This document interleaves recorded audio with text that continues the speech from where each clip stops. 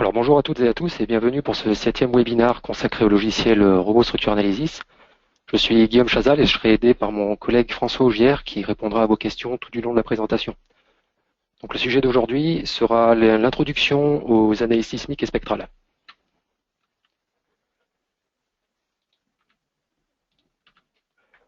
Donc tout d'abord, nous souhaiterions vous rappeler que les enregistrements de nos précédentes sessions ainsi que les présentations PowerPoint associées sont disponibles en téléchargement sur notre forum.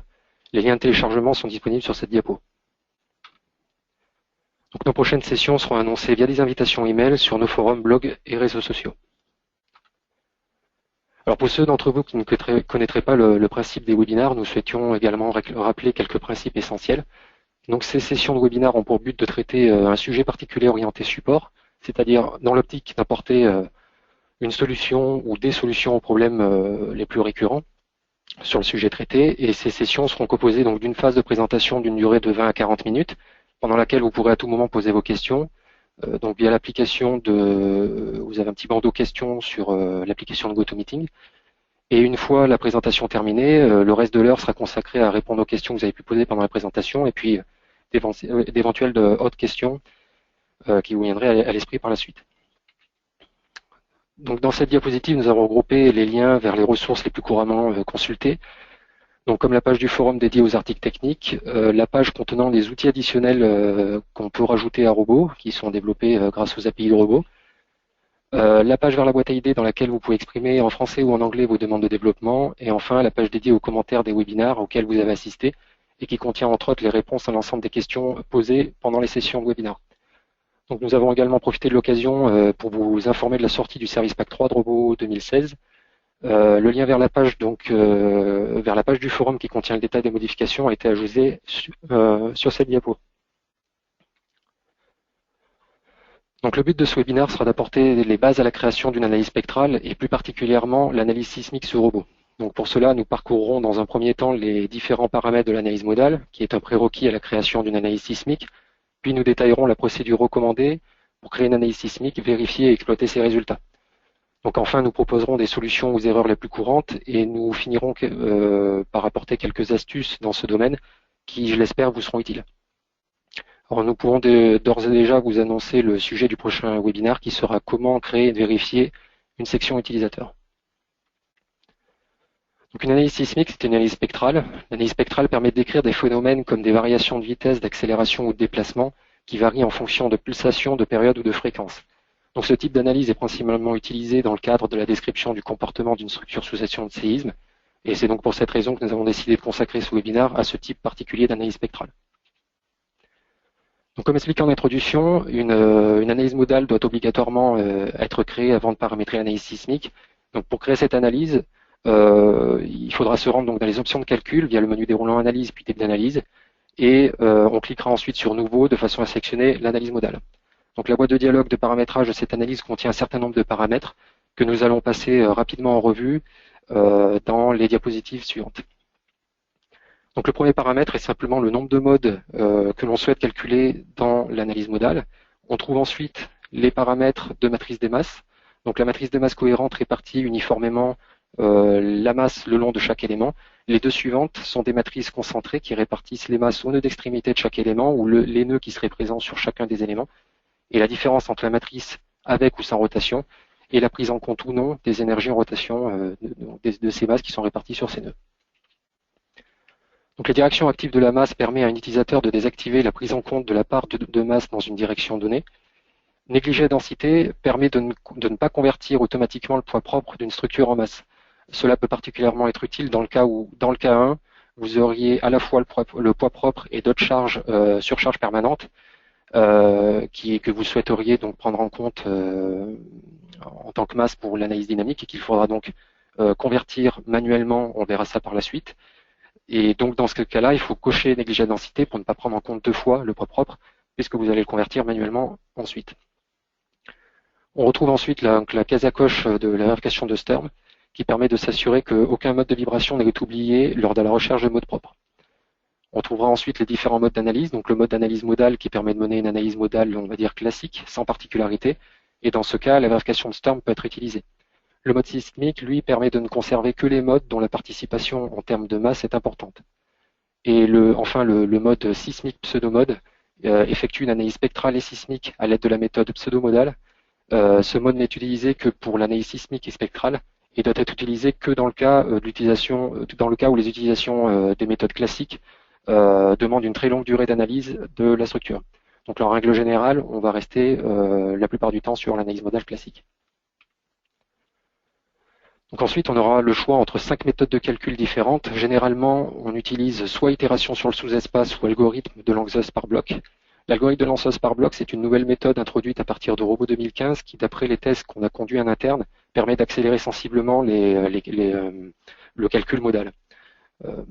Ensuite, on retrouve la méthode de réduction de la base qui, elle, peut être utilisée sur des modèles de taille très importante et par des utilisateurs expérimentés puisqu'elle permet de réduire le système initial à un système plus simple basé sur une liste de nœuds que l'utilisateur doit fournir.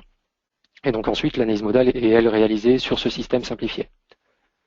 Donc les paramètres de limite permettent de stopper automatiquement le calcul dès que le critère de période, de fréquence, de pulsation ou de masse est atteint.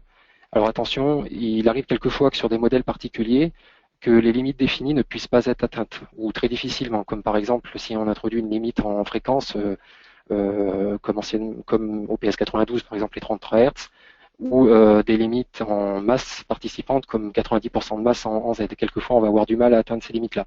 Et dans ce cas, l'analyse modale va alors se poursuivre tant que ce critère n'est pas atteint. Et donc elle peut potentiellement calculer un très grand nombre de modes et dans quelques cas ne parviendra tout simplement pas à aboutir et le calcul risque de finir par planter. Donc en ce qui concerne les paramètres d'amortissement, il est possible de soit indiquer une valeur constante d'amortissement dans le champ prévu pour l'amortissement, ou dans le cas d'une structure composée de multimatériaux, d'utiliser la méthode décrite dans le PS92 afin de recalculer un amortissement moyen en cochant la case à coche qui correspond sous le champ amortissement. Et enfin, on a un bouton qui permet de définir les excentrements accidentels de masse. En fin de présentation, vous trouverez des ressources additionnelles qui expliquent à travers une vidéo d'une demi-heure comment prendre en compte ces excentricités additionnelles. Donc pour revenir sur la définition de l'amortissement, il est à noter que les valeurs définies dans les paramètres de l'analyse modale sont utilisées pour corriger les spectres élastiques réglementaires des règlements sismiques qui le permettent. Et dans la définition, donc cette valeur est également prise en compte dans la définition des combinaisons quadratiques de type CQC et 2SM. Alors attention, cette valeur n'est pas utilisée pour amortir les spectres définis par une analyse spectrale non sismique, c'est-à-dire une analyse spectrale classique. Les spectres que l'utilisateur définit dans ce type d'analyse sont des spectres de calcul dont les spectres élastiques ont déjà été corrigés par l'amortissement. Donc les valeurs d'amortissement qui peuvent être définies dans les paramètres de l'analyse spectrale classique servent en réalité à identifier les différents spectres potentiellement définis dans ce type d'analyse et éventuellement à réaliser une interpolation entre deux spectres qui auraient été définis dans cette analyse. Donc par rapport à la prise en compte de l'amortissement sur les combinaisons CQC et 2SM, dans cette diapo, vous trouverez un lien vers l'aide qui détaille le calcul de ces combinaisons-là et comment est pris en compte l'amortissement dans le calcul de ces combinaisons.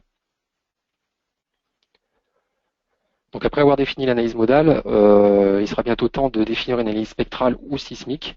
Et la différence principale entre ces deux analyses, c'est donc la manière dont est construit le spectre de réponse. Dans le cas d'une analyse sismique, celui-ci est construit automatiquement à partir des données de type zone de sismicité, classe d'importance, etc. Alors que dans le cas de l'analyse spectrale, le spectre de réponse, lui, doit être intégralement construit par l'utilisateur à partir des données dont il dispose. Par rapport à la préparation du modèle, nous recommandons de réaliser le dimensionnement sous les cas statiques avant de passer au séisme, puisqu'une structure sous- ou surdimensionnée peut sensiblement modifier sa réponse sous action dynamique, étant donné que potentiellement la raideur peut changer. Les actions de séisme sont générées selon les axes globaux du système de coordonnées. Il est donc recommandé de créer le modèle de façon à ce que les directions principales de l'action de séisme soient parallèles aux axes globaux du système de coordonnées. La particularité par rapport aux structures en béton armé, donc, c'est qu'il est nécessaire, d'après le point 4.3.1.7 de l'Eurocode 8, de réduire de moitié la rigidité des éléments. Et donc, pour prendre en compte ce point-là, on a deux possibilités. Soit créer un nouveau matériau dans les préférences de la tâche, avec un module de Young divisé par deux, ou alors, comme on peut le voir sur les captures d'écran de cette diapo-là, d'introduire un coefficient de réduction des moments d'inertie dans les épaisseurs des dalles, ou des panneaux d'une manière générale, et dans les sections, la définition des sections. Donc comme on l'a dit précédemment, les charges définies dans un modèle doivent être transformées en masse pour être considérées dans l'analyse dynamique. Donc pour cela, on va aller dans les options de calcul, donc analyse, type d'analyse, onglet masse.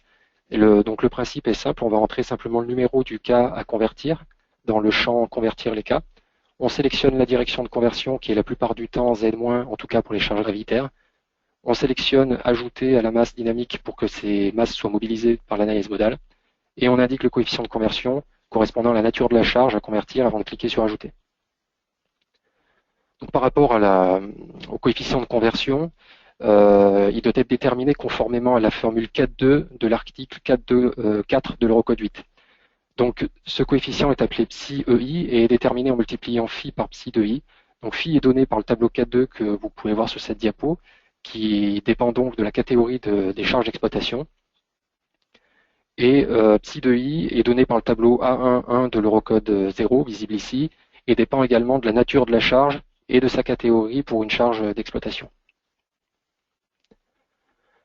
Donc suite à la transformation en masse, il est maintenant possible de créer une analyse sismique. Donc pour créer cette analyse sismique, on passe toujours par la même boîte de dialogue, donc dans des options de calcul, on clique sur Nouveau. En supposant que l'analyse modale ait déjà été créée, vous aurez donc accès et la possibilité de sélectionner l'analyse sismique. Et dans la liste déroulante qui fait face au type d'analyse sismique, vous pourrez choisir le règlement que vous souhaitez utiliser. Donc actuellement dans Robot, dans la version actuelle, donc la version 2016, le règlement à jour, c'est donc la NFEN 1998-1 NA 2007 du 19 juillet 2011 avec les dernières modifications. Quand vous validez ce premier volet de paramétrage, donc vous arrivez dans les paramètres de l'analyse sismique avec différents paramètres. Les premiers paramètres qu'on va retrouver, donc c'est les paramètres relatifs à l'accélération, et là on a deux possibilités, soit créer un spectre automatique à partir des critères de département, zone de sismicité que vous allez renseigner, ou alors sélectionner manuel, et à ce moment-là il faudra bien penser de sélectionner dans zone sismique la valeur utilisateur dans la liste déroulante de façon à pouvoir renseigner vos valeurs d'accélération. Dans le cas où vous auriez besoin de créer un spectre qui soit dont les valeurs du spectre en fait, donc SB, TB, TC, etc. seraient différentes des valeurs réglementaires, ce qu'il faut utiliser comme règlement plutôt que d'utiliser celui que vous avez pu voir sur la diapositive précédente, donc la NFEN 98, etc. Il faudra utiliser le EN 98.1 2004 général, qui vous permettra, comme vous pouvez le voir ici, d'agir sur toutes les valeurs du spectre et donc de recréer un spectre utilisateur. Donc suite au paramétrage de l'analyse sismique, il faudra ensuite générer les différents types de combinaisons afin d'obtenir des résultats de séisme corrects. Donc pour simplifier, on va considérer qu'il existe 3 niveaux de combinaisons différents. Le premier niveau de combinaison, c'est les combinaisons mode à mode. Donc d'après l'Eurocode, on peut utiliser les combinaisons SRSS ou CQC en fonction de la dépendance des modes.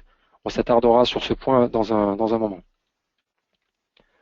Le second niveau de combinaison, c'est les combinaisons entre les directions de séisme. Donc d'après l'Eurocode, on peut utiliser les combinaisons quadratiques classiques, donc c'est celles qui sont encadrées en bleu sur la capture d'écran, ou les combinaisons de Newmark.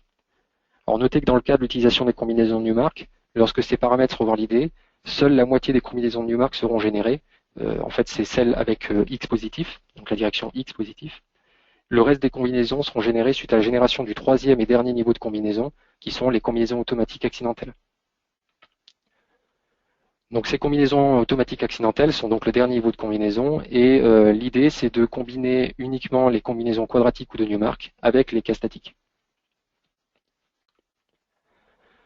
Donc généralement, une fois qu'on a fait l'analyse modale et avant de poursuivre l'analyse sismique, il serait nécessaire de vérifier les résultats de l'analyse modale. Donc ces derniers doivent satisfaire 3 critères. D'abord, le pourcentage de masse mobilisée dans chaque direction que l'on considère doit être supérieur ou égal à 90%. La fréquence du dernier mode calculé doit être supérieure à 5 Hz. Et on peut également vérifier que le total masse soit approximativement égal à la somme des réactions des cas convertis affectés de leur coefficient de conversion. Alors pour résumer toute cette procédure, nous avons créé l'organigramme que vous pouvez voir sur cette diapo. Celui-ci a été réalisé sur la base de notre interprétation du règlement, mais celui-ci est bien sûr adaptable à votre propre interprétation du règlement. Alors, à partir de maintenant, je vais vous montrer comment réaliser cette analyse sur un modèle de démo en repartant de zéro en fait. Donc le modèle c'est celui-ci, donc une tour. On a simplifié les charges de façon à les localiser en fait en tête de bâtiment de façon à ne pas avoir pour la démonstration, ne pas avoir à calculer trop de modes. Mais le principe reste le même sur un modèle classique. On voit que les charges, en termes de charges, on a uniquement deux charges permanentes, une structurelle, une non structurelle, et une exploitation de catégorie B. Donc là, pour commencer, ce qu'il va falloir faire, c'est donc aller dans analyse, type d'analyse, et convertir nos masses.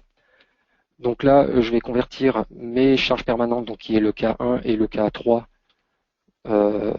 avec le coefficient 1, donc à la masse dynamique, comme je disais tout à l'heure, pour que ça soit bien mobilisé pendant l'analyse sismique. Et je laisse cocher les directions de la masse X, Y et Z, malgré le fait que je vais ignorer la direction Z de séisme, parce que je vais supposer le projet comme étant en France métropolitaine. On reviendra sur ce point un peu dans un moment. Ensuite, donc ma charge d'exploitation, c'est une charge d'exploitation de catégorie B. Donc en appliquant ce que j'ai montré dans les diapositives précédentes, il faut donc faire psi de i fois phi, et ça me donne ici un coefficient de conversion de 0,24. Donc une fois les conversions réalisées, je peux retourner dans type d'analyse et je vais cliquer sur nouveau de façon à créer l'analyse modale. Donc ici, étant donné que j'ai préparé le modèle de démo, je sais qu'il me faudra calculer 35 modes pour atteindre les 90%. Donc là, je vais le faire de façon à ne pas trop perdre de temps sur le calcul. Je vais négliger la densité puisque j'ai déjà converti manuellement le poids propre. Et je vais aller dans les paramètres avancés, sélectionner l'algorithme de Lanxess par bloc pour que ça soit plus rapide. Et ici, c'est un bâtiment en béton, je vais mettre 4% d'amortissement. Alors je ne vais pas définir d'excentrement, ça vous le verrez sur les ressources additionnelles avec une vidéo additionnelle. Donc je valide. Et à partir de là, donc je vais relancer les calculs de façon à m'assurer que l'analyse modale respecte bien les critères dont j'ai parlé tout à l'heure. Donc vous verrez que pendant le calcul sur ce modèle-là, il y a une instabilité type 3 qui apparaît. Donc cette instabilité, c'est une instabilité après vérification de raideur qu'on peut négliger, donc qui n'affectera pas les résultats. Si ça avait été une vraie instabilité, on aurait obtenu une autre erreur pendant l'analyse modale, qui est l'erreur 3060, on en reparlera plus tard. Donc là, comme ce n'est pas le cas, c'est qu'a priori, on a bien un modèle qui est stable. Donc là, la génération du modèle est un peu longue sur ce modèle-là. Ensuite, l'analyse modale ira plus vite. Voilà.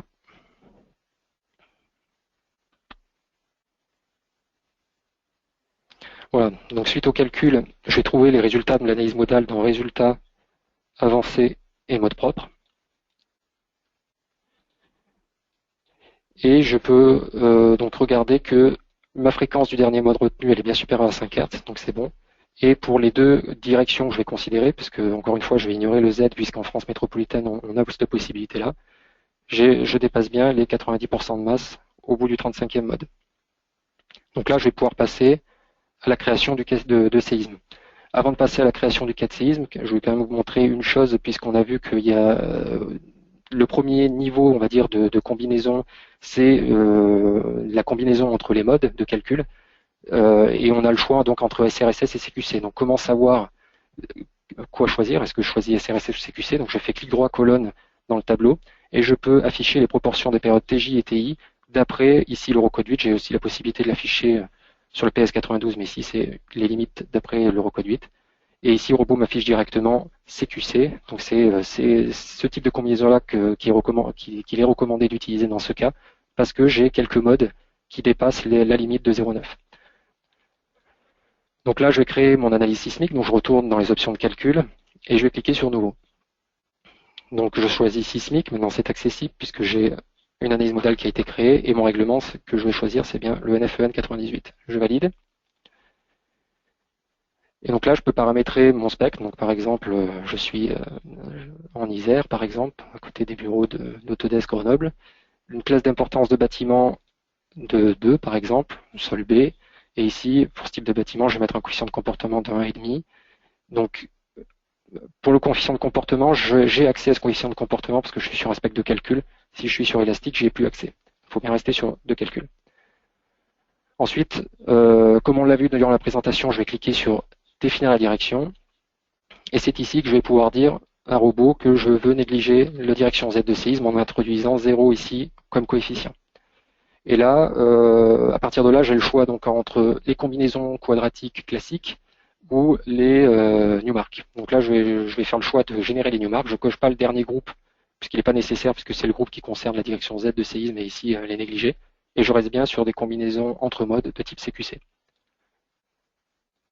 Une fois que je valide ce paramétrage-là, on voit que le robot génère automatiquement donc mes deux directions de séisme, X et Y, et il me génère la moitié des combinaisons de Newmark, et on verra ensuite qu'elles sont générées automatiquement par la génération des combinaisons automatiques plus tard en fait.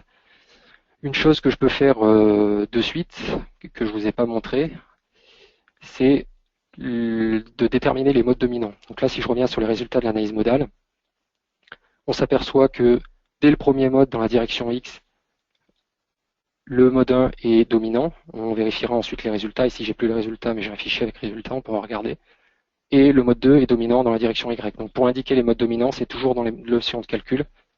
On va dans l'onglet signe de la combinaison et on indique par direction le mode dominant. Donc j'ai dit ici en masse X le mode 1 et en masse Y le mode 2. Donc j'expliquerai un peu plus tard dans la présentation pourquoi c'est utile de venir faire cette petite manipulation. Donc une fois que j'ai fait ça, je peux aller dans chargement combinaison automatique pour générer mon dernier niveau de combinaison. Donc je vais aller dans chargement combinaison automatique et combinaison automatique complète. Ensuite je vais dans avancé. Donc je veux générer tous les types de combinaisons, je peux éventuellement décocher le feu si j'en ai pas besoin. Et la particularité avec ce qui est fait d'habitude sur des cas non dynamiques, c'est que je dois aller dans l'onglet cas ici, m'assurer que les cas de séisme simple ont bien été décochés, puisque l'idée c'est de cumuler les cas de séisme, les cas quadratiques avec les cas statiques classiques. Et je vais m'assurer à l'onglet relations que les relations sont bien correctes pour toutes les natures. Donc pour le permanent c'était bon, l'exploitation aussi. Par contre pour le séisme ça sera pas bon. Donc là il faut supprimer ces relations et faire passer le groupe 2 qui lui contient toutes mes combinaisons de Newmark. Et ensuite je clique sur générer. Donc là je vais vous montrer les combinaisons qui ont été obtenues, juste pour vous faire voir que le reste des combinaisons de Newmark ont bien été générées sur le modèle, mais sur un fichier que j'ai déjà recalculé pour pas perdre de temps avec les phases de calcul, comme c'est un peu long. Donc là j'ai le fichier qui est exactement le même paramétrage. On peut refaire le tour du paramétrage. Voilà, donc l'analyse modale avec 35 modes, négliger densité, concentrer sans rotation, je ne l'ai pas dit, c'est juste pour éviter les modes locaux et éviter de calculer trop de modes, ça a été vérifié avant sur le modèle. Et donc l'analyse sismique paramétrée de la même manière que tout à l'heure. Et donc là, les résultats étant actuels, si je vais maintenant dans chargement, tableau des combinaisons, et que je filtre, donc déjà quand j'ouvre mon tableau des combinaisons, je tombe direct sur le tableau qui me donne uniquement les combinaisons de Newmark, puisque Robot les considère comme étant des combinaisons dites manuelles. Si je veux afficher mes combinaisons générées automatiquement, il faut que je fasse clic droit, colonne, et je vais dans composants des pondérations et je valide. Donc ici, j'ai la possibilité de filtrer que mes accidentels, et là on voit que les combinaisons faisant intervenir la direction X de séisme en négatif sont bien générées ici alors qu'elles n'ont pas été ici. Je rappelle que seule la moitié ici ont été générées, le reste est généré via les combinaisons accidentelles. Autre chose que je voulais également vous profiter de vous montrer, c'est que les résultats sont analysables mode à mode. Donc tout à l'heure, quand j'ai signé les combinaisons, c'est-à-dire quand j'ai indiqué les modes dominants ici, donc j'ai juste vérifié les résultats dans les tableaux, mais on peut aussi en complément s'assurer que les modes qu'on regarde, vu les proportions de masse qui ont été mobilisées, il est probable que ce ne soit pas des modes locaux, mais juste s'assurer que la déformée correspond bien à un mode qui est a priori global. Et pour ça, on va aller dans résultat diagramme bar, on affiche la déformée sur le cas modal, simplement pour vous montrer qu'on peut afficher des résultats mode à mode. Voilà. Et donc quand quand le cas modal est détecté ou qu'un cas sismique est détecté, cette liste déroulante est active et j'ai la possibilité de regarder mes résultats mode à mode. Donc là clairement le mode est bien un mode global suivant X et le mode 2, donc celui-là non, c'est le 3, mode de torsion, et le 2, voilà, qui part bien en Y. Voilà, tout ça pour vous dire qu'on peut vérifier les résultats, donc mode à mode, que ce soit des déformés, des efforts, quel que soit le type de résultat sous action de séisme.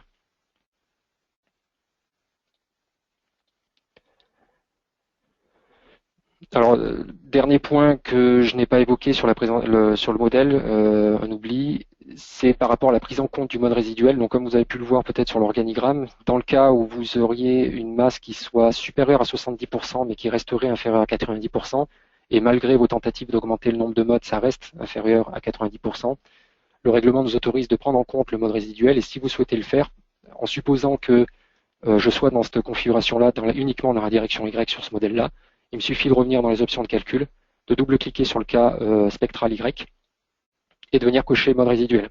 Il n'y a rien d'autre à faire. Les paramètres du mode résiduel doivent rester de cette manière-là sur dernier mode retenu. Le reste, c'est pour d'autres règlements. Donc on reste comme ça. Et là, suite à cette modification, après calcul, j'aurai bien, à la place d'avoir 35 modes pour mon cas spectral Y, j'aurai un 36e mode qui sera calculé uniquement pour ce cas Y, puisque je l'ai coché que pour Y, et qui contiendra, lui, 100% de la masse mobilisable.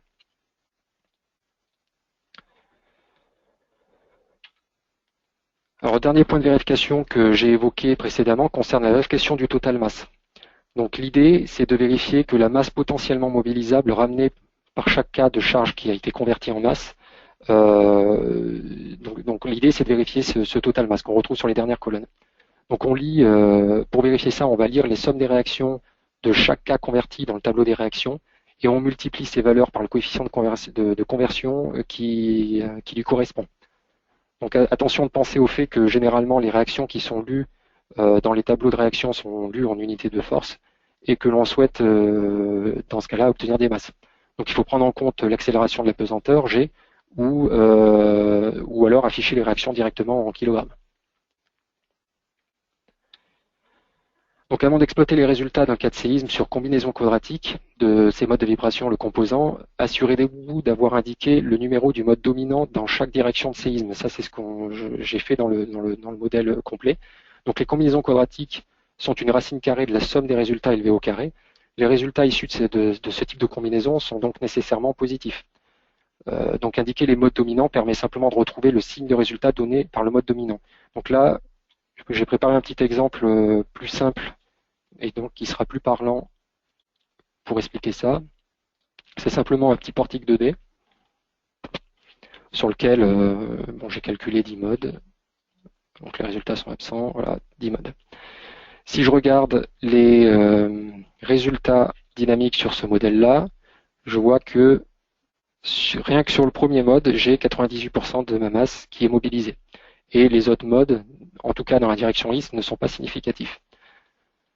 Quand je regarde les résultats, par exemple, ici, ce qui est affiché, c'est les efforts normaux, donc que j'ai affichés de cette manière-là, donc les efforts FX, de différentes couleurs différenciées, donc pour différencier la traction de la compression. Donc la compression est affichée ici en bleu et la traction affichée ici en jaune. Donc on peut afficher la déformée pour comprendre un peu le fonctionnement du modèle. Donc là, on se rend compte que sur ce mode 1, le mode dominant, ma barre 6 et ma barre 1 ici sont tendues et le reste est comprimé. Si maintenant je regarde sans avoir signé, puisque j'ai pas mis de mode dominant ici, si je regarde mes résultats sous combinaison SRSS ou CQC, je me rends compte que la barre 1 ici, la barre 6 ici se retrouvent comprimées, et la même chose sur les combinaisons CQC. D'où l'importance d'aller indiquer que le mode 1 est ici le mode dominant de façon à aller retrouver le signe de cet effort normal. Et j'ai même pas besoin de recalculer, simplement en cliquant sur définir, robot a récupéré le signe et me met à jour les différentes vues relatives à ce type d'effort.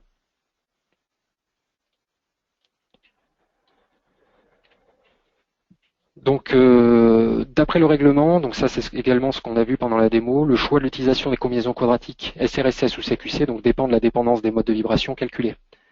Si pour tous les modes calculés, TJ est inférieur ou égal à 0,9 TI, alors on peut utiliser les combinaisons SRSS, sinon il faut utiliser les CQC. Donc tout à l'heure, sur l'autre exemple, il fallait utiliser les CQC parce qu'on avait un certain nombre de modes qui dépassaient cette limite, mais il ne suffit que d'un seul mode pour être obligé d'utiliser les CQC. Donc comme je l'ai montré précédemment, les résultats graphiques et les résultats lisibles dans les tableaux sont affichables mode à mode et en sélectionnant le mode désiré dans la liste déroulante que vous pouvez voir sur la diapositive. Il est également possible d'afficher la valeur de l'accélération spectrale retenue pour chaque mode calculé dans toutes les directions de séisme. Donc ça, je peux vous le montrer sur l'exemple qui est plus simple ici. Si je vais dans Résultats avancés mode propre, et que je filtre les résultats sur mon cas spectral X, en faisant clic droit colonne, je peux à l'onglet coefficient spectraux cocher accélération spectrale. Et ici, je retrouve l'accélération spectrale issue de la lecture du spectre de réponse, dépendant donc de la période de chaque mode qui a été déterminée, qui sera utilisée pour robot pour déterminer les efforts. Juste une petite astuce ou info, si vous voulez ajouter des chiffres après la virgule sur ces valeurs-là, il suffit d'aller dans l'outil préférence de la tâche. La particularité, c'est qu'il n'y a pas de type de variable, on va dire, d'accélération. Par contre, vous le trouverez dans Autres et déplacements linéaires, en fait. Donc c'est bien les déplacements linéaires qui pilotent le nombre de décimales que vous afficherez pour l'accélération spectrale.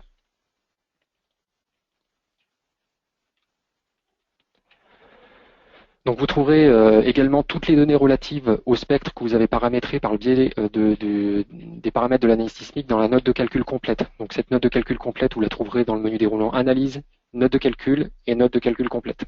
Donc on y retrouve l'allure du spectre et l'ensemble des données, donc le titre, le coefficient de comportement, les valeurs d'accélération, les valeurs de TBTC, etc. Vous retrouvez l'ensemble des données. Alors on va maintenant passer à la rubrique astuces et erreurs courantes de cette présentation. Une des erreurs les plus courantes que vous pouvez être amené à observer, c'est un écart important entre la somme des masses déterminées par robot et celle que vous avez calculée à la main avec la petite formulation que j'ai indiquée tout à l'heure. Alors généralement, cela se présente dans le cas de l'utilisation de matrices de masse concentrées qui répartissent, donc comme je le disais précédemment, qui répartissent leur masse au nœud des éléments. Et dans le cas des porticles simples qui sont visibles ici sur la capture d'écran, les masses qui sont affectées donc au nœud d'appui sont dites perdues. Elles ne sont pas mobilisables, ces masses. Donc l'idée sera comme sur le portique de droite, d'ajouter des nœuds intermédiaires de façon à réduire l'écart entre la masse théorique que vous avez calculée manuellement et la masse réellement mobilisable. Alors attention, dans ce cas de figure, il est recommandé de ne pas ajouter de nœuds intermédiaires sur des barres de contreventement où a priori l'inertie serait relativement faible par rapport au reste de la structure et ce qui pourrait générer un nombre de modes locaux relativement important et ce qui vous obligerait à calculer plus de modes. Alors comme expliqué pendant la démo, dans le cas où vous souhaiteriez négliger la direction Z de séisme, il faut indiquer donc 0 dans le champ Z des paramètres de direction de l'analyse sismique. L'erreur courante, c'est de décocher à la place la participation des masses dans la direction Z, soit dans les paramètres de l'analyse modale, soit durant leur conversion. Le problème de ce type de paramétrage-là, c'est-à-dire en décochant la direction Z comme étant une direction possible, on modifie la réponse vibratoire du système et donc on peut fausser les résultats puisque les masses, y compris des charges gravitaires, ne seront plus du tout mobilisables dans la direction Z et ça changera vos modes de vibration. Et donc potentiellement les périodes et derrière les efforts sismiques. Donc l'astuce qui est présentée ici, elle peut être utile pour les gros modèles. Donc elle permet, lorsqu'on est dans la phase de recherche du nombre de modes à calculer, dans le but d'atteindre les 90% de masse, de ne recalculer par exemple que l'analyse modale. Donc moi tout à l'heure sur mon exemple, je savais qu'il fallait calculer 35 modes. Généralement c'est pas le cas. Donc en supposant que vous démarriez avec le paramétrage par défaut, c'est-à-dire 10 modes, vous avez fait tout, le logiciel a réalisé le calcul sur l'ensemble des cas statiques, le cas modal, et vous vous rendez compte donc il faut augmenter le nombre de modes. Donc là, il suffit d'aller dans Analyse, redémarrer les calculs, vous cochez uniquement modal. Donc là sur la capture d'écran, il y a un cas sismique, parce qu'il y avait un cas sismique défini, mais si vous avez que le cas modal, il suffira de cocher le cas modal, ça sera plus rapide pour redémarrer les calculs. Vous cliquez sur définir les paramètres, ça sous-entend que vous allez modifier les paramètres de l'analyse modale, donc l'analyse qui est cochée, et vous allez renseigner le nouveau nombre de modes que vous souhaitez calculer. Et ensuite, il suffit de cliquer sur redémarrer les calculs pour que uniquement l'analyse modale soit recalculée sur ce nouveau calcul et que les cas statiques qui ont déjà été calculés ne soient pas touchés. Donc la question concernant la prise en compte du point 4341 de l'Eurocode 8, donc qui détaille la prise en compte du coefficient de comportement dans la détermination des déplacements, elle nous est régulièrement posée. Donc ce point du règlement est automatiquement pris en compte par robot sans qu'aucune action ne soit attendue de la part de l'utilisateur. Autrement dit, les déplacements visibles dans les tableaux de résultats ou graphiquement, qu'ils soient sous cas statique ou sous cas sismique Eurocode 8, sont exploitables tels quels et il n'est pas nécessaire de multiplier à nouveau ces valeurs par le coefficient. Or, dans le cas à nouveau de gros modèles, dont la taille de fichier peut devenir très importante, si un grand nombre de modes a été calculé, il est possible de ne conserver les résultats que pour les combinaisons quadratiques. Alors pour cela, il faut aller dans les préférences de la tâche, donc outils préférences de la tâche, rubrique analyse de la structure et analyse sismique, et on va cocher la case à coche, donc encadrée en rouge, enregistrer les résultats seulement pour les combinaisons quadratiques. Alors il faut faire attention avec cette option et penser au fait que si vous la cochez et que vous enregistrez votre modèle avec cette option active, vous ne pourrez obtenir les résultats sous combinaison quadratique que pour les types de résultats qui sont encadrés en vert sur la capture d'écran. Donc, autrement dit, pour tous les résultats qui nécessitent un post-traitement, comme par exemple les contraintes de von Mises, qui ne sont pas calculées pendant la phase de calcul que réalise Robot quand vous cliquez sur la calculette, mais qui sont calculées uniquement quand vous demandez leur affichage, et bien là, si vous avez coché cette case à coche et que vous regardez les contraintes de von Mises, je sais pas, sur un silo par exemple, sous action de séisme, eh bien Robot ne sera pas capable de vous donner les résultats sous combinaison quadratique, puisque les résultats mode à mode seront eux-mêmes absents. Autre chose, si vous devez utiliser cette option, pensez à indiquer les modes dominants avant de sauvegarder le modèle, puisque de la même façon, puisque les résultats mode à mode seront perdus, l'information contenant le signe de chacune des composantes d'effort ou de réaction, etc. sera également perdue, et donc vos résultats sous combinaison quadratique ne seront pas signés, et ils seront tous positifs. Donc attention également à cela. Donc une question également qui revient souvent, c'est comment obtenir le cisaillement global de l'ouvrage donc en pied d'ouvrage. Donc là, le plus simple, c'est de regarder les sommes de réactions en pied, donc les sommes des réactions, pardon, sous le cas de séisme dans la direction qui vous intéresse, et donc de regarder les sommes dans les deux directions horizontales. Alors une question qui revient également de temps en temps, c'est comment obtenir le moment de renversement global en pied d'ouvrage, donc qui serait par exemple réduit au centre de gravité ou au centre de rigidité projeté au pied du bâtiment, donc à z égale à 0 par exemple. Alors il n'y a pas de fonction définie pour faire ça dans Robot. Par contre, on peut le calculer manuellement avec la petite méthodologie qui est expliquée sur cette diapositive. Et depuis peu, en fait depuis hier, il y a un outil qui a été posté sur le forum français, qui permet de faire cela de manière automatique. C'est une feuille Excel en fait qui permet de récupérer vos sommes des réactions et de réaliser ce petit calcul à part.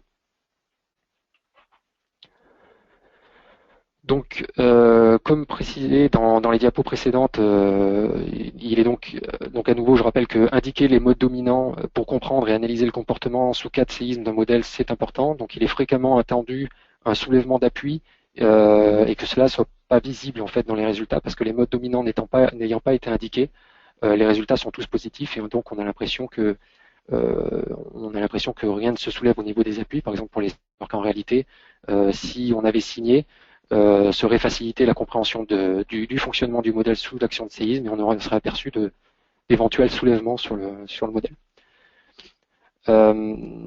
Autre erreur courante, c'est l'erreur d'exécution 3060 qui revient régulièrement. Donc celle-ci indique à coup sûr qu'une instabilité a été détectée et ignorée lors du calcul statique. Alors instabilité réelle, c'est-à-dire que une instabilité type 3, comme ça est arrivé sur le modèle de démo, peut dans certains cas être ignorée. Je vous invite à regarder l'article qui correspond sur le forum pour comment détecter si on peut ignorer ou pas une instabilité de type 3. Mais dans le cas d'instabilité de type 1 ou 2, c'est quasi sûr que vous allez tomber sur l'erreur d'exécution 3060 si vous poursuivez vers un calcul dynamique. Donc là, si cette erreur apparaît, bien, il faut arrêter le calcul et résoudre l'instabilité qui a pu apparaître pendant la détermination des résultats sous le cas statique. Alors l'autre erreur d'exécution qui est un peu moins fréquente mais qui arrive quelquefois, c'est l'erreur d'exécution numéro 500. Qui indique généralement une valeur d'excentricité des masses accidentelles qui a probablement été renseignée par erreur, mais de façon excessive. Par exemple, si je reviens sur mon modèle, donc je rappelle que les valeurs d'excentricité, on les définit dans les paramètres de l'analyse modale. Donc ici, définir l'excentrement. Et la valeur réglementaire étant 5%, si par erreur je ne fais pas attention, je suis sur valeur totale, je rentre 5 mètres, il est probable que j'obtienne cette fameuse erreur 500. Voilà, donc si vous tombez sur cette erreur, revenez dans les paramètres de l'analyse modale, vérifiez vos valeurs d'excentrement. Vous avez probablement rentré une valeur d'excentrement excessive, il faut bien sûr passer sur 5%.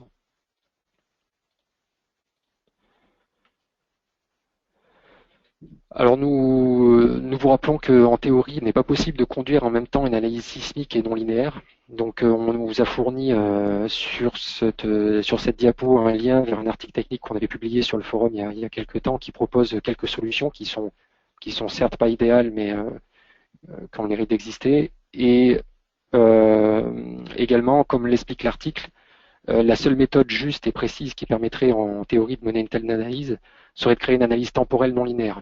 Alors le problème de ça, c'est que les données de départ, c'est-à-dire le déplacement du sol, la variation du déplacement du sol en fonction du temps sont rarement connues. Euh, du coup, on a trouvé récemment donc un lien vers un article technique qui a été fait, donc qui est en anglais par contre, qui a été réalisé par une équipe de chercheurs et qui explique, qui fournit en fait les bases théoriques qui permettent de réaliser la transformation d'un spectre de réponse en analyse temporelle. Alors, il existe également, pour information, un outil qui a été réalisé probablement par un utilisateur de robot qui permet de réaliser ce type de transformation et on vous a indiqué le lien vers cet outil qui vous permet de faire donc cette transformation automatiquement. Par contre, il est à noter que ce type d'analyse nécessite un matériel informatique adapté puisque les temps de calcul et le volume de données à traiter est très important. Pareil, ça nécessite également une certaine maîtrise et expérience en termes d'exploitation des résultats sous analyse dynamique, puisque ça fait partie des types d'analyse, peut-être un des types d'analyse les plus complexes qui existent dans Robot. Alors, un autre message qui apparaît aussi régulièrement, c'est donc nombre de valeurs propres manquantes détectées égale à 1, par exemple. Donc, ce type de message apparaît lorsque des modes de vibration similaires ont été détectés par l'analyse modale ou que la vérification de Sturm a détecté des modes de vibration qui ont été quelque part perdus ou qui ont été détectés comme manquants. Donc, dans ce cas-là, le logiciel vous propose trois possibilités. Si vous cliquez sur non, le robot va arrêter l'analyse modale et poursuivre le cas suivant. Donc généralement un cas spectral, votre cas de séisme. Si vous cliquez sur oui, le robot va alors tenter de rechercher les valeurs propres qui sont manquantes en réduisant la tolérance dans l'algorithme de l'analyse modale et va refaire cette vérification. Et là ensuite, à partir de là, deux situations. Soit il a trouvé ces fameuses valeurs propres qui sont manquantes et il n'en trouve pas d'autres, et à ce moment-là, il poursuit vers les cas suivants. Soit il détecte à nouveau d'autres valeurs propres qui sont manquantes, et à ce moment-là, le message va réapparaître. Si vous cliquez sur annuler, ou si vous appuyez sur échappe, ça revient en fait à cliquer répétitivement sur la touche oui, et donc à relancer autant de fois que nécessaire la recherche des valeurs propres manquantes. Donc dans certains cas, sur des modèles sur lesquels apparaissent des modes locaux, ce message-là peut apparaître un très grand nombre de fois en fait. Et donc si vous avez cliqué sur annuler ou sur échappe, il se peut que le calcul modal cherche à vous calculer un nombre très grand de modes et peut-être que le calcul finira par planter. Donc dans ce cas-là, si vous constatez que en cliquant plusieurs fois sur oui, le message se répète, à ce moment-là, cliquez sur non. Le calcul va se poursuivre jusqu'au cas suivant. Et là, vérifiez dans vos résultats de l'analyse modale si vous avez suffisamment de modes et de masse mobilisée pour finalement ignorer ce message ou pas. Alors ici, on a regroupé sur cette diapo quelques liens vers des ressources additionnelles donc sur le sujet. Donc le premier lien, c'est un lien vers un article publié sur notre forum qui détaille comment intégrer dans un modèle les déplacements relatifs d'appui au sens de l'euroconduite. En gros, c'est l'application de l'article qui est paru dans une des revues de construction métallique du CTICM qui explique comment prendre en compte ce point-là. Et donc l'article a été réécrit pour pouvoir l'intégrer dans le robot et de la même manière, un outil a été créé pour pouvoir générer ces déplacements dans le robot automatiquement. Donc le lien vers la page correspondante a été fourni dans la diapo. Le deuxième lien c'est un lien vers un outil qui permet de transformer un cas spectral en force statique. Donc ça, c'est possible dans Robot manuellement. Le problème, c'est que si on veut le faire sur une liste de modes, ça peut devenir très fastidieux. Et donc, par la suggestion d'un utilisateur, on a réalisé un outil qui permet de faire cela automatiquement sur une liste de modes. Et donc, l'outil a été posté sur le forum.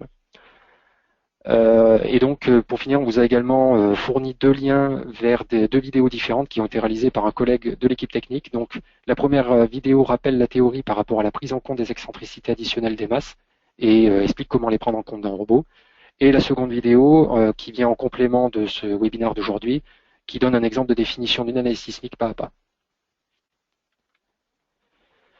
Voilà, donc avant de terminer, on souhaitait vous informer de la disponibilité du Autodesk Knowledge Network, où vous trouverez d'autres articles techniques traitant des sujets qu'on a couverts depuis le début des webinaires, mais également d'autres sujets qui pourraient être intéressants. Et donc voilà, à partir de maintenant, n'hésitez pas à poser vos questions, on va essayer d'y répondre. Si jamais on ne parvient pas à répondre à toutes vos questions d'ici la fin de l'heure, eh bien les réponses à votre question seront fournies sur la page dédiée du forum. D'accord. Merci Guillaume pour cette présentation. Alors on a déjà des questions qui sont venues en cours de la présentation. Par exemple, est-ce que tu peux réexpliquer ou remontrer peut-être le slide ou dans le logiciel, peut-être le slide était clair, sur ce qui était la conversion des cas en masse? Oui. Alors, ce que je vais faire, c'est que je reprends mon modèle de départ à ce moment-là, celui-ci.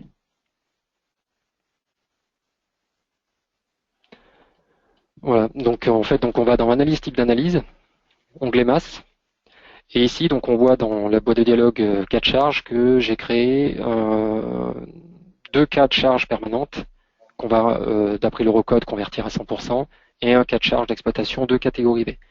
Donc pour convertir les cas permanents, comme j'ai deux cas permanents que je vais convertir de la même manière avec le même coefficient, il me suffit de rentrer leur numéro séparé par un espace, donc 1 espace 3, et j'entre le coefficient de conversion. Ici, la direction de conversion, c'est Z- parce que j'ai que des charges gravitaires sur ce cas-là. J'ai pas de charge qui serait inclinée ou horizontale, donc ça ne nécessite pas de conversion dans d'autres directions.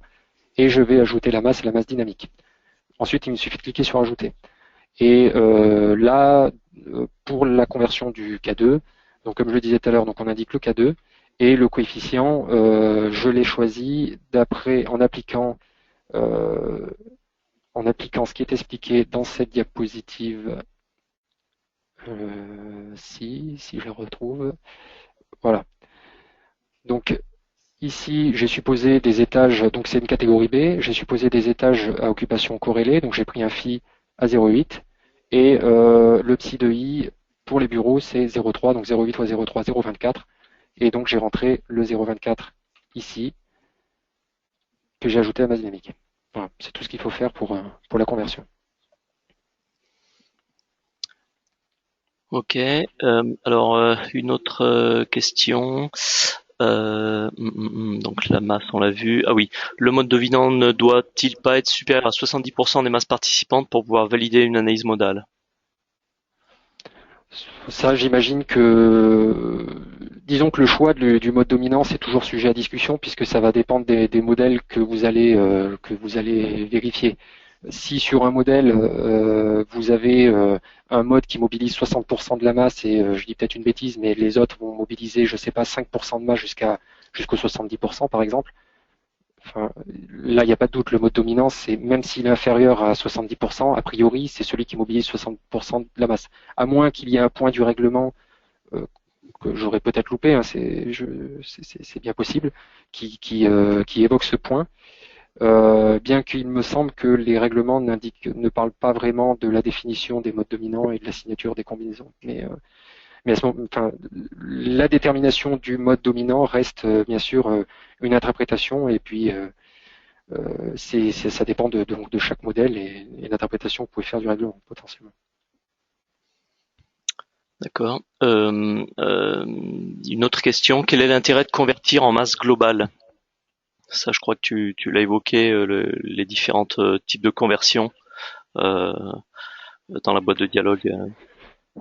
En fait, l'intérêt de convertir je l'ai converti en masse dynamique parce qu'ici, je ne prends en compte ces masses que pour l'analyse dynamique, donc sismique.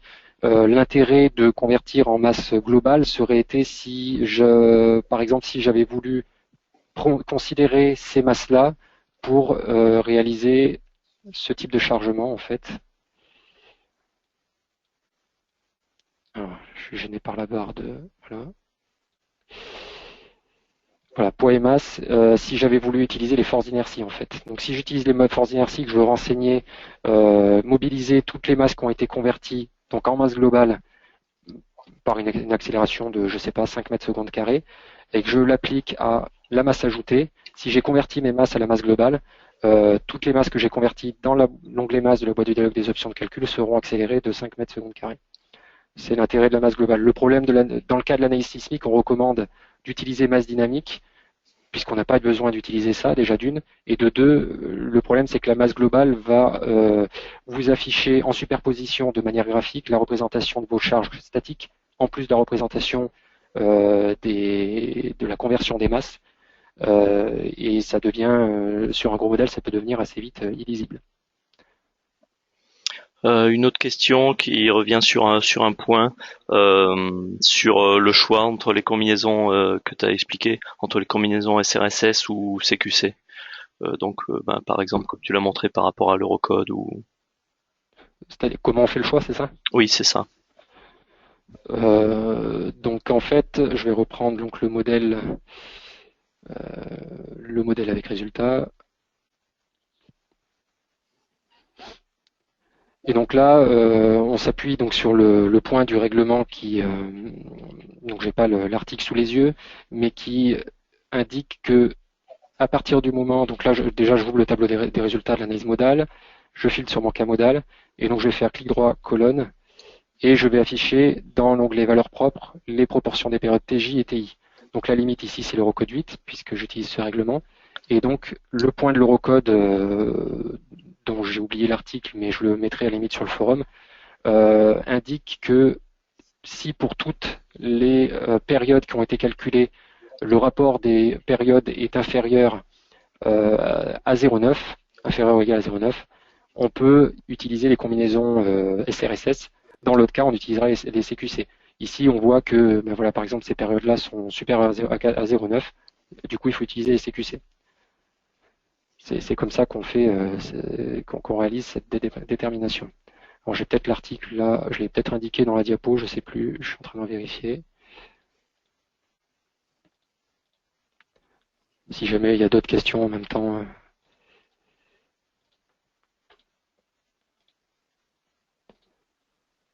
Bon, je posterai, à la limite, je posterai l'article sur le forum Oui. quand on répondra à cette question-là. Il y a aussi par rapport à la détermination des axes principaux d'inertie pour un tel modèle que tu as évoqué à un moment donné.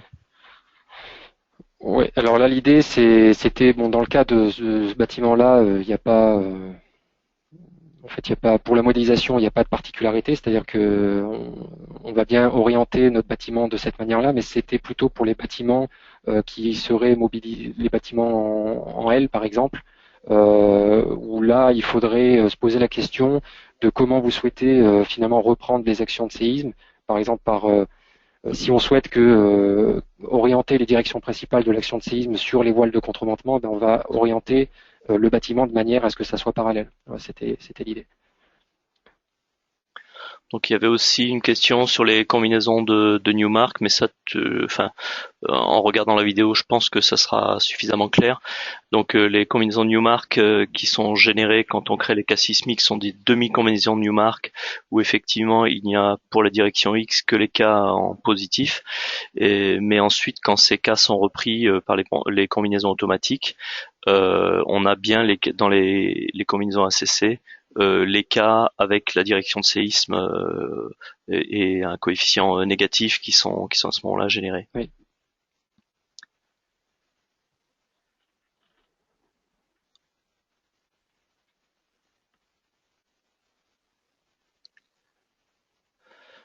Donc beaucoup de questions sur effectivement la détermination du mode dominant, mais ça on y a un peu répondu. C'est en comparant forcément les modes les uns avec les autres. On peut aussi s'aider par exemple si on a des modes qui en pourcentage de masse participante sont assez proches, on peut aussi s'aider des déformés modales pour déterminer si c'est bien un mode qui intéresse la globalité de la structure pour la direction concernée.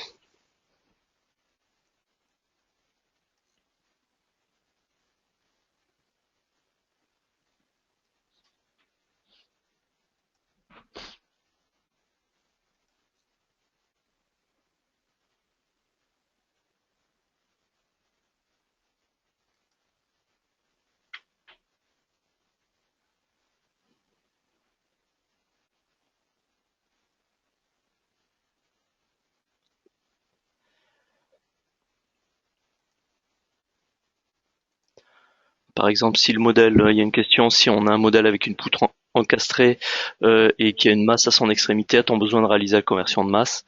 Enfin, non, la conversion, c'est on a des cas de charge statiques, mettons, et on les convertit en masse pour qu'ils soient pris en compte par exemple, l'analyse modale.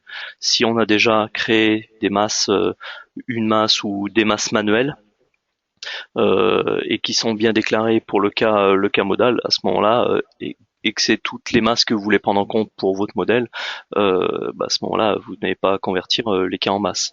C'est pour avoir des masses qui seront excitées par l'analyse modale, la conversion des cas en masse.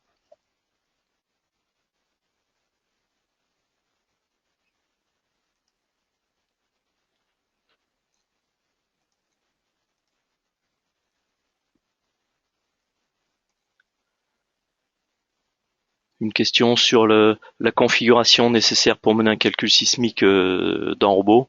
Là, c'est très très variable. Ça dépend à la fois de la taille du modèle et pour une même taille de modèle, on peut imaginer que voilà, ça dépend beaucoup aussi du nombre de modes que vous avez calculé. Si vous avez à calculer 50 modes ou 200 modes, la quantité de résultats à traiter sera évidemment pas du tout la même. Et à ce moment-là, il faudra plus de capacité de machine. Donc c'est une question difficile à répondre de façon fixe, étant donné que ça peut être très variable selon le nombre de modes qu'on a calculé.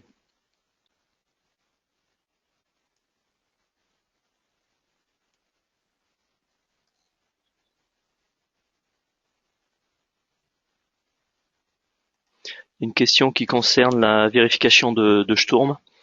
Donc la vérification de Sturm, c'est pour le logiciel essaye de déterminer si il fait la recherche des modes propres, s'il n'y a pas deux modes qui sont en fait très proches et qui seraient qui seraient le même mode. Et en fait du coup le logiciel, s'il détermine ça, c'est ce que tu as expliqué après dans les trucs et astuces, il vous mettra le message nombre de modes calculés, nombre de modes manquants 1. C'est-à-dire que si on lui a imposé un 50 modes à calculer, en fait, il y a deux modes qui sont très proches. Donc, il en aura calculé physiquement que 49 et il demande si on veut continuer le calcul pour avoir les 50 modes qui étaient demandés.